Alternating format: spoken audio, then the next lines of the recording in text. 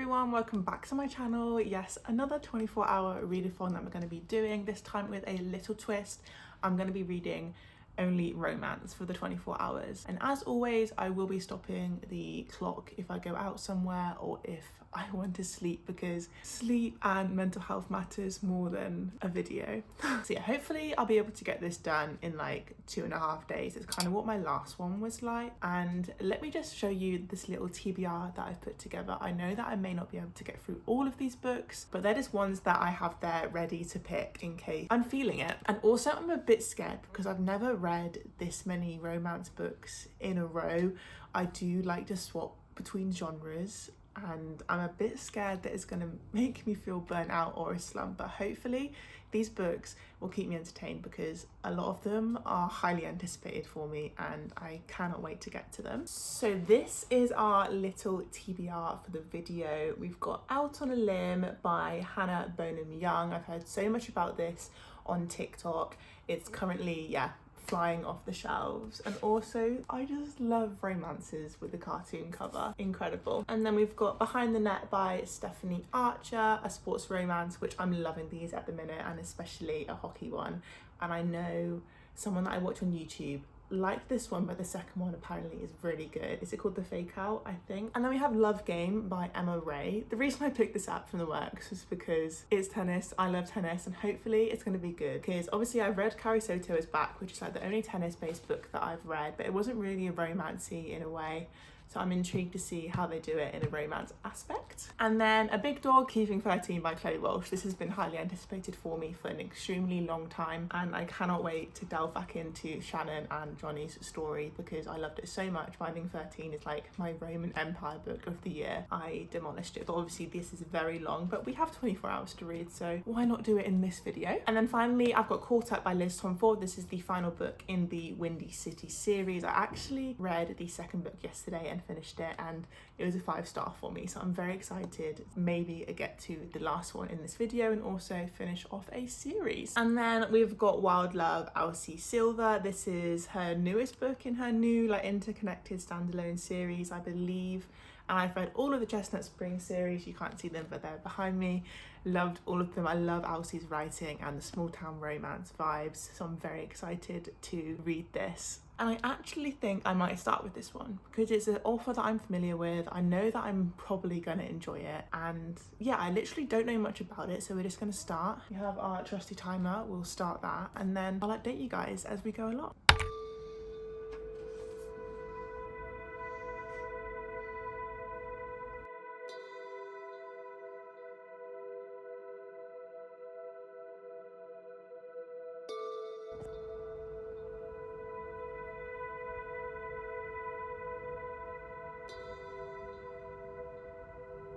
Okay, first hour of this 24 reading challenge is completed, and we're now on page 110 of Wild Love. I'm not sure how I'm feeling about it right now. I don't know if it's just because like the trope and the premise of the book isn't really my cup of tea. I don't hate it, obviously. We'll obviously give it a bit longer and see how it changes, but at the minute we have Ford Grant, who has just basically moved back to his hometown, this small town in like the country of Canada, and he is basically building a music recording studio so he can work there rather than in the city because he's almost tired of his life there. However, like 10 pages in, this girl, 12-year-old girl, shows up on his doorstep saying that she's his dad. However, it's not like he had a relationship with someone. It's basically he donated to like a sperm donor center, and that's how she is. And I just don't know if that's the reason why I'm not really gelling with it, because it's not like he had this long lost love or one night stand. It's just he did this thing to get some money and this girl's tracked him down. We'll give it some time. And then our female main character, Rosie, she is basically known for a really long time because she is his best friend's little sister, so they grew up together. They've had this banterous mean relationship. I do like the banter between them, to be honest. Like that's the one thing that is catching my eye and my mind at the minute. However, yeah, that's kind of all we have, so she has just temporarily moved back because she's not liking her life out in the city. They both kind of come back at the same time. I am excited to see where it's going to go and how obviously Ford's daughter is going to play into the role as well. So let's get back to reading.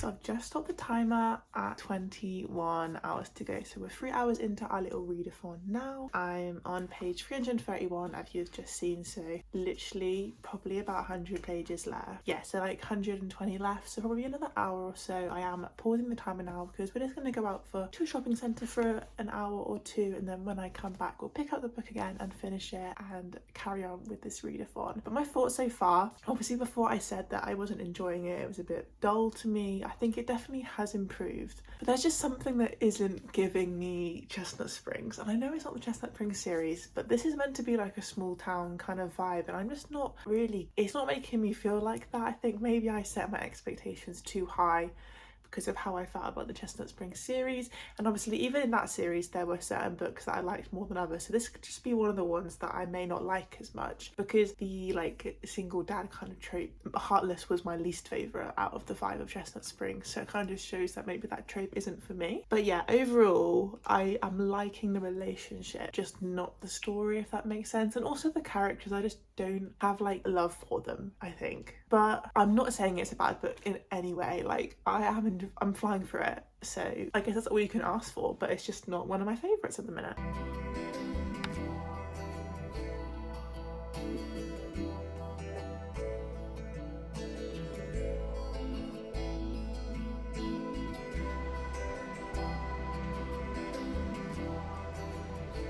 Just got the clock at just like a little bit over 20 hours to go, so that's basically 4 hours now completed of our whole 24, and I have finished Wild Love. So considering it's like 450 pages, it's quite good to finish it in just under 4 hours. So I'm probably reading over like just over 100 pages an hour, which is nice to know. I guess you just never know really what rate you actually read books at. I think overall I didn't hate the book, but it didn't blow me away. I think I'm settling on like a 3.5 star for it.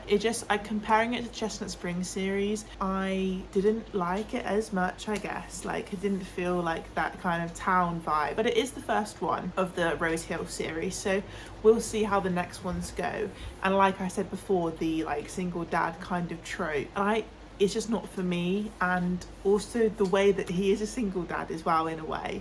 He's not really her dad, but obviously genetically he is. Yeah, that still is kind of baffling me a little bit, but overall, like, it was nice to be reading an Alice Silver book again, and it wasn't hard to read. I flew through it, and that's kind of what you want from a small town romance, isn't it? So obviously that's one book now completed in our 24-hour challenge, and I knew exactly what I wanted to read for the second one, because I've been wanting to get to it for so long. Obviously haven't bought many books recently until last week, and it has arrived, and that is Keeping 13 by Chloe Wolfe. I read Binding 13 I think in like March, fell in love with the story, the characters, Johnny and Shannon, everyone in their circle, and I am so excited, also scared to get back into this world because it is kind of heartbreaking. And obviously the book is around 800 pages, so it could take up a kind of large chunk of this 24-hour challenge, but I wanted to get through it, and it's like the perfect time to do that, so why not?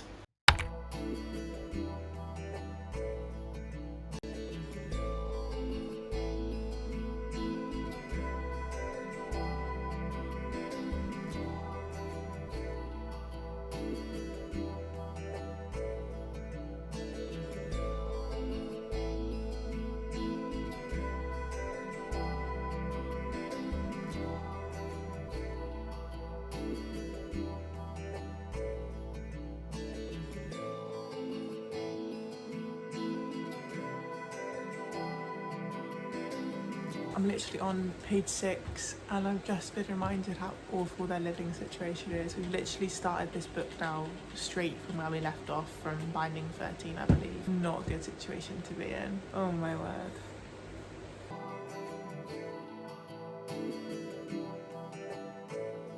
Good morning. I'm going to be completely honest, last night was a little bit of a fail for this challenge. I think I only got like 20 pages into this book and my boyfriend was like, oh, do you want to watch a film? And you know, I was like, yeah, let's do it. I've been reading a lot and I basically like these challenges when they are realistic as well. Like, it's not normal for someone to read 24 hours straight. I understand it's fun to watch. However, life gets in the way.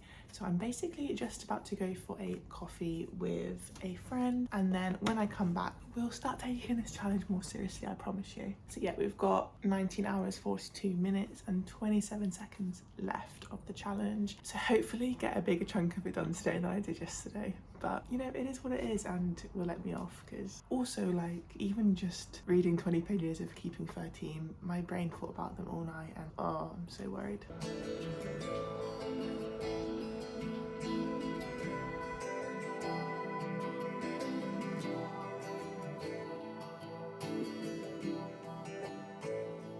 Few hours later, so I've been out for coffee. I'm actually spending a lot more time out than I was expecting, but it's my goal at the minute to socialize a little bit more, and I really had a good time. I came back and I've been reading. We obviously have 17 hours 34 minutes left, so we've got through and I'm on page now 200 of Keeping 13, but it just feels like I'm getting nowhere. It feels like I've been reading for 10 hours and I've barely made a quarter of the book. I think it's because of how heavy it is, and also like, can we just talk about how like small the writing is? Because I feel like if this was like a Elsie Silver book, I would have finished it by now, because it's not only like 900 pages, it's small writing as well. So if it was larger, I'd probably be like God knows how many. But if you haven't read The Boys of Tommen before, you've probably heard people talking about it. It's a very heavy situation going on where our main character Shannon has been bullied her whole life, and she grows up in a extremely abusive household, and she basically on her first day of moving schools meets a boy called Johnny Kavanagh. He is an up and coming rugby sensation and he's most likely going to make the England squad. However, obviously everything that's going on, he gets involved within the drama. He falls for Shannon, and that's probably all I'll say about the topic, all you need to know going into it, because I do think, one, check the trigger warnings, but also be blind about it, because it's just good just to go in with an open mind and just be aware that it does tackle some tough subjects. So this book, Keeping 13, we follow straight away on from the end of the last book, which was so awful. I can't even describe to you how awful it was, and just to be dive straight in, it was a lot to process, and we're just like still dealing with the immediate aftermath of that incident. So that's where we're at currently. Got a few more hours today of reading and I'm glad of what I've done so far. It just feels like it's taking a long time because it feels slightly dragged out now, if that makes sense. Like, it's just quite long, isn't it? We'll see.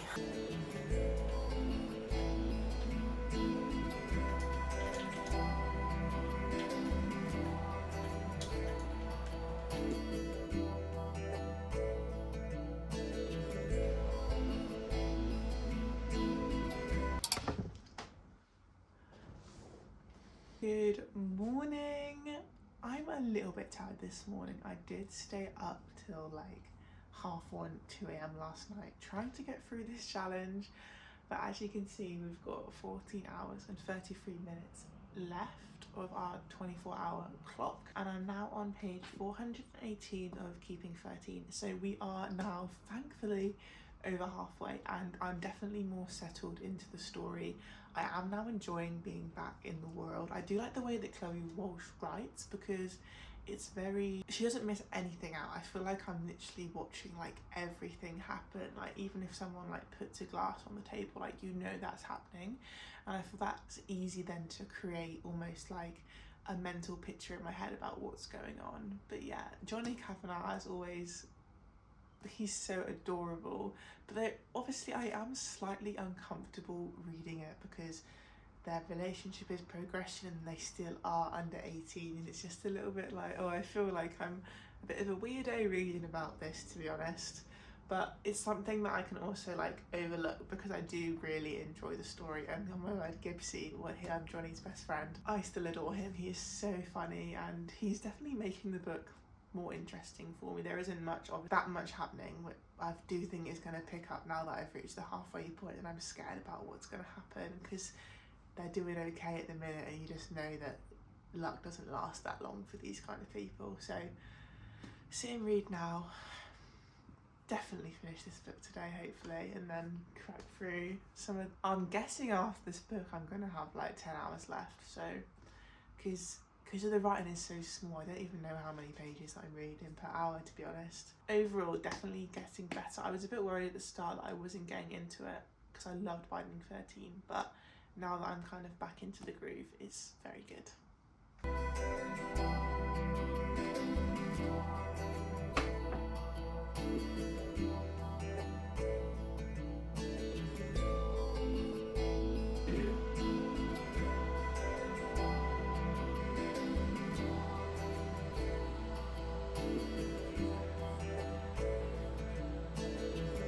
Just reached page 700 of Keeping 13, so we have like 100 pages left now, and I feel like the trauma bit I've gone through, it was so hard.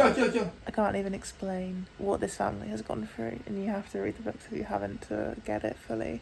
But wow. I'm kind of sad to be finishing it. I know I was hoping earlier, I was wishing that it would go quicker, but now I'm just like nearly done. So yeah, we're nearly at like 11 hours to go on the timer as well, so we've got through it in a good amount, I think. I just forgot how long it takes for me to read a huge book, because you just think that I can fly through it, but no, it's like triple the size of what I normally read.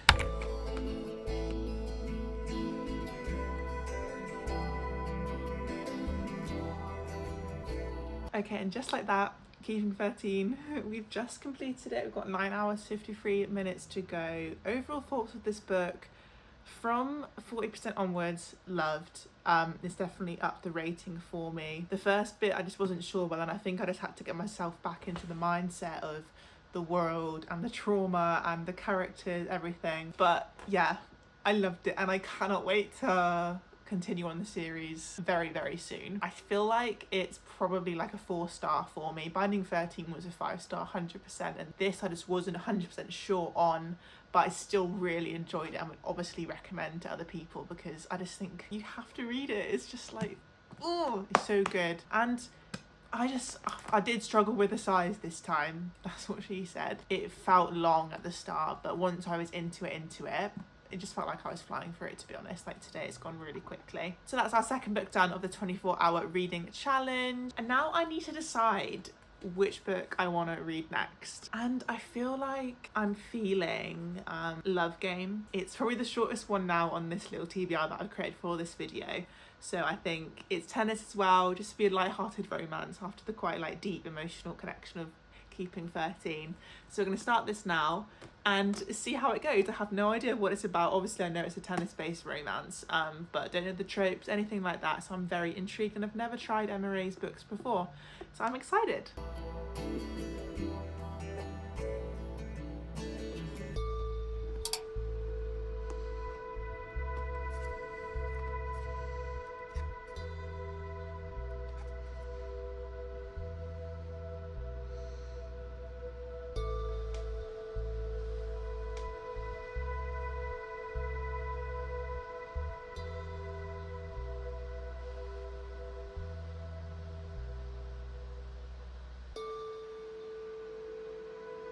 I wanted to hop on and update you guys because I'm already 124 pages into Love Game, and we have like 8 hours 36 minutes left of the challenge, and I'm flying through it, and I didn't want to get any further before I kind of spoke about it and the premise. So we have Elle, who is our female main character, and she is basically kind of like has been unemployed but has been working as a chef. So she gets employed by this professional tennis player, and he's basically going to compete in Wimbledon. He's like top 50 in the world. So she's like, oh, I can't pass up this opportunity. So she starts working for him. She soon finds out that her boyfriend has basically like been cheated on her, but she has suspected that anyway, so it didn't come as a shock. We hate that. So then we have Nicky Salko, who is our tennis player, and he is engaged. He has been with his partner since high school, so childhood sweethearts, and he wants Al to basically join him on the tour. So he loses quite early on in the tournament at Wimbledon, so he's like, come and travel the world with me and be my personal chef.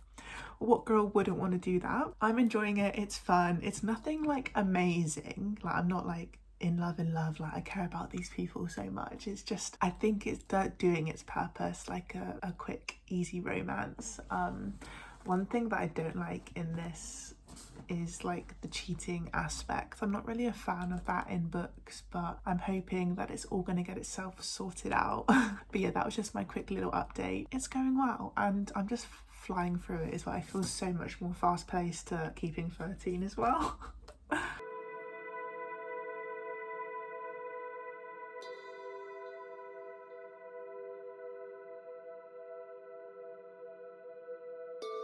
Also, I forgot to touch on that it's very much like insta-lovey in a way, where the characters fall quite quickly and there isn't much emotional connection, if that makes sense.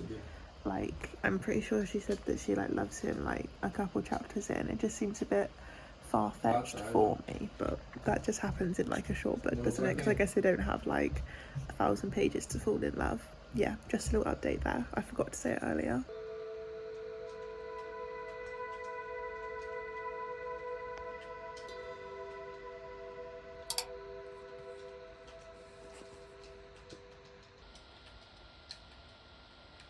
And there we have it, just finished Love Game by Emma Ray. Really quick read, honestly through it, probably like the fastest that I've read a book in quite a while.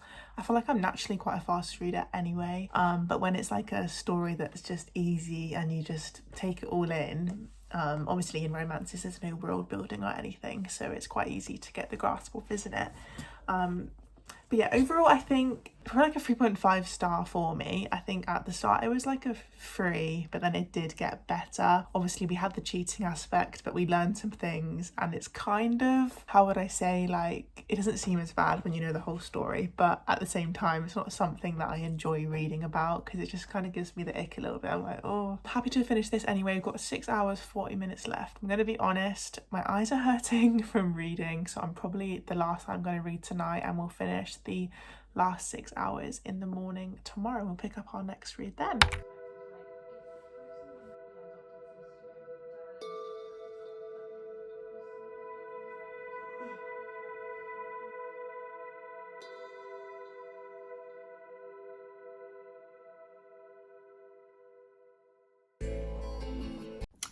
Okie dokie, so I have started Out on a Limb by Hannah Bonham Young this morning as the 4th book in our 24-hour readathon, and I'm now like 150 pages in. We've got just over 5.5 hours left, and in total there is like 400 pages in this, so I'm nearly halfway and I'm actually really enjoying it so far. Like, it's had a lot of hype recently on like Book Talk and BookTube, and I can see why. We basically have 2 characters, so we've got Bo and Win, and I love Win because obviously it's like Win's same name from Happy Place, Emily Henry, and it just takes me back to the time that I read that, and I really enjoyed that. They basically met at a Halloween party and slept together, and Win actually ends up becoming pregnant, so she has to tell Bo. That was the first time they met, so it's quite an awkward conversation, obviously. However, he took it in his stride. Bo is so lovely. He's almost like that, if he wanted to, he would boyfriend, I think, and I'm very excited to see how their relationship progresses, and also the banter between them, and also like the side characters as well is so good. I'm really enjoying it. Yeah, I'm at the kind of point now where, and it's also cool as well because they both kind of have a disability. So Win has a smaller hand than her other one. I think she was born with like a defect, and then Bo has a prosthetic leg, so there's also that aspect of it as well. They have similar life history and struggle, and it's so cute and good, and I'm flying through it at the minute, so I'm excited to get through and update you guys on my thoughts when I have completed it, because I have tennis in like an hour and a half, so I'm going to read up until then, go train, and then if I haven't finished the book, I'll pick it up after and complete it. I just finished tennis, got back, I'm about to go in and shower and start reading. But guys, I just had this complete realization that the book is called Out on a Limb because he is missing a limb. How did I not put that together before? Yeah, I just put on the camera so I could tell you that, because that is a really dumb moment for me.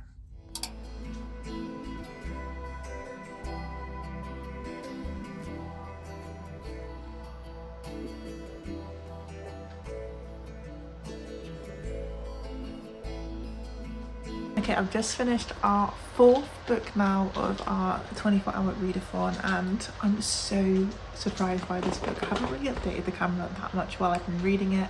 Obviously I've read it in 2 sittings now, so it's a 5 stars. I think it's my favourite one of this video. It's so good. Bo is like one of my new favourite book men. It was so cute. If you haven't read it, please go and do it. It's like, it just felt so different to some of the other romances that I've read recently, and oh, it was so cute, and I want to reread it again so I can go through and like tab my favourite moments. It's just the sweetest love story that I've read in a long time, and it wasn't cringy. It was just everything that I needed it to be, and I'm obsessed. And I think the new book, in the second one in this like standalone series, comes out soon, I think. So I'll be definitely keeping an eye out for it, because I love the way Hannah Bowman Young writes as well. It's just so good. That's all I can really say right now. We have 3.5 hours left now, so I'm just gonna eat dinner and then we'll hopefully read the rest tonight. I don't know which book I'm gonna read yet, but you'll see which one I pick up when I do.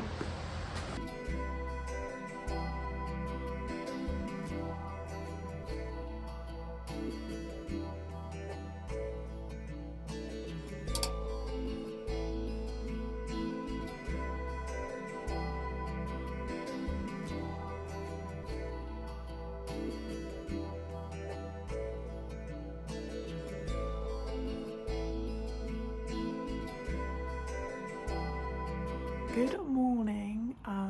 I actually obviously didn't update you guys anything last night, but obviously the timer did run out and we have now completed our 24 hours. So we ended up only getting to like page 226, so about halfway of Behind the Net by Stephanie Archer. My thoughts at the minute, I think now that I've read other sports romances that I like a lot more, it's just not living up to what I'm looking for. It's a little bit cringe for me. It's reading very Wattpad-y in a way. I think the characters are quite superficial, like there's nothing like deep about them, I would say. But yeah, obviously I haven't finished it. It could change my mind towards the end.